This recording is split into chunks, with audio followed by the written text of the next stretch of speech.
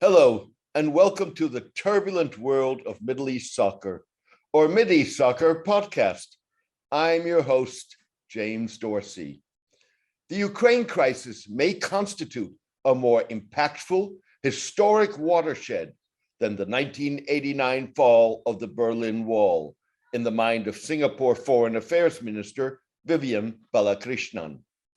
Russia's invasion of Ukraine is perhaps even a bigger moment than the fall of the Berlin Wall, Mr. Balakrishnan said. We believe we are at an inflection point, he added. Little Singapore is standing up for principles and expressing a hope for the rules of engagement for this new era. In a break with diplomatic tradition, Singapore joined Western nations in sanctioning Russia, the first Southeast Asian nation to do so in the absence of a United Nations Security Council resolution. Mr. Balakrishnan may well be right. Even if the Berlin Wall sparked the end of communism as an ideology rather than a power-driven political system, while Ukraine is likely to take Russia out of the race for global power in an emerging or multipolar world order. Despite the characterization of the Ukraine crisis as one that pits democracy against autocracy, and the fact that the vast majority of nations that have taken action against Russia happen to be democracies, the stakes in the crisis are really about adherence to international law, irrespective of a country's political system. That is evident in the diddling of countries like China, India, and the United Arab Emirates that have tried to straddle a middle ground. So have Israel and Turkey, exploiting their attempts to mediate an end to the Ukraine crisis. China has struggled to uphold its long-standing principle of rejection of the interference in the affairs of others, with its close partnership with Russia that was further cemented during a visit to Beijing in early February by Russian President Vladimir Putin. UAE Crown Prince Mohammed bin Zayed told Mr. Putin in a March 1 phone call on the back of Emirati interference in multiple countries, including Libya and Yemen, that Russia has a right to ensure national security.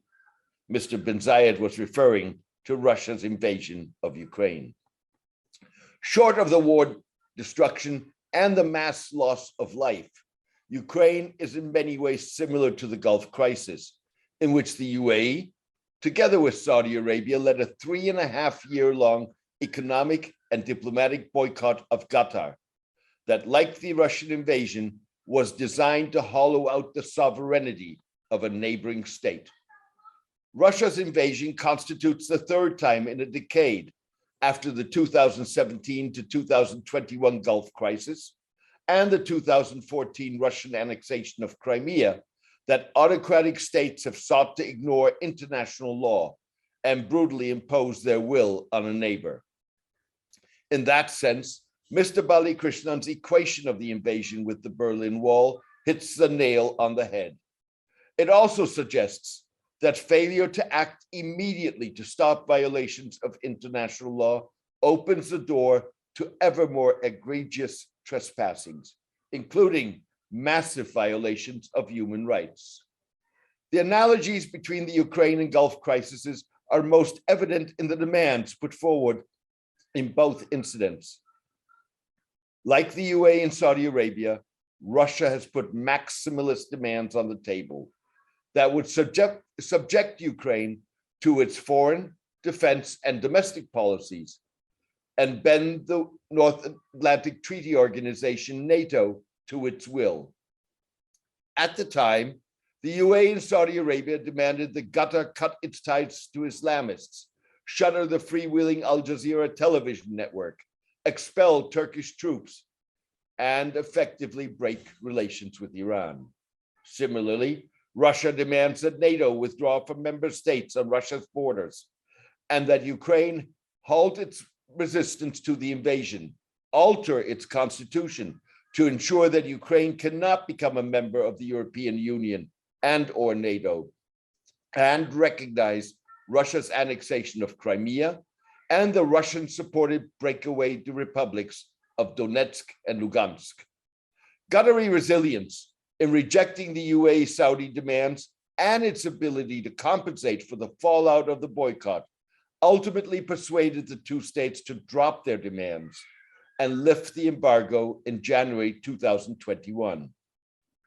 In what appears to be a maneuver similar to Ukrainian President Vladimir Zelensky's recognition that Ukraine is unlikely to become a NATO member and may not want to do so, given NATO's refusal to impose a no-fly zone, Qatar at the time quietly made concessions that fell far short of Emirati-Saudi demands and did not fundamentally alter the Gulf states' policies. Islamists, including members of the Muslim Brotherhood, were asked to relocate to Istanbul and London, while Al Jazeera toned down its more critical coverage of the UAE and Saudi Arabia.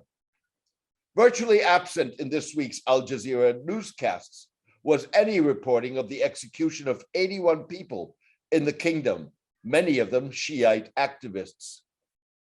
However, the Al Jazeera English website did report the executions.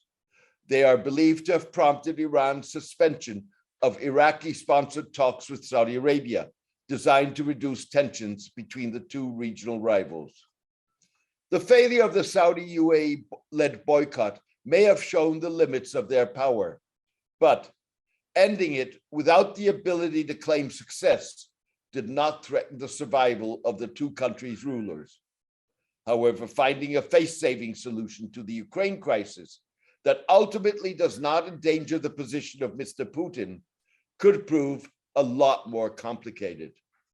The international community and Qatar were willing to give Mr. bin Zayed and his Saudi counterpart, Crown Prince Mohammed bin Salman, a pass. That luxury is unlikely to be accorded to Mr. Putin. Thank you for joining me today. I hope you enjoyed the podcast. A written version of this podcast is on my blog, The Turbulent World of Middle East Soccer, at www.jamesmdorsey.net. Please join me for my next podcast in the coming days. All the best and take care.